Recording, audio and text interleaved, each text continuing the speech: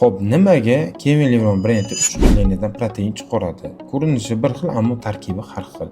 Xo'p, anabolik Gold hamda Levron liniyasidan chiqadigan proteinlarning farqi, anabolik liniyadagi chiqadigan proteinlar faqat mursko, ya'ni o'g'il bolalarga, erkaklarga tavsiya qilamiz. Sababi uning tarkibida D-aspartik oksid kislot hamda 3 gram kreatin qo'shilgan.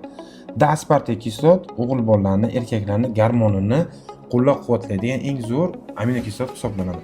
Xo'p, Gold bilan Levroga keladigan bo'lsak, buni ikkalasini pashti bir-biri bilan umuman farqi yo'q. Tarkibi, oqsili hamda aminokislot, ya'ni 5 va 7 gram bitsalari 66 ta porsiyalar, даже hamma narsasi bir xil. Bu uchala mahsulotimizni original halol sertifikatlari bor. Orqalariga keladigan bo'lsak, QR kodlargacha bor. Xo'p, Gold liniyada, Levron liniyada aslida farqida birozgina farqi bor. Farqi esa rasmiy saytiga ham kirib qarasak, Gold liniyasida fokuslarini Viber juda ham ko'proq bo'ladi, a Levron liniyasida Viber kamroq bo'ladi.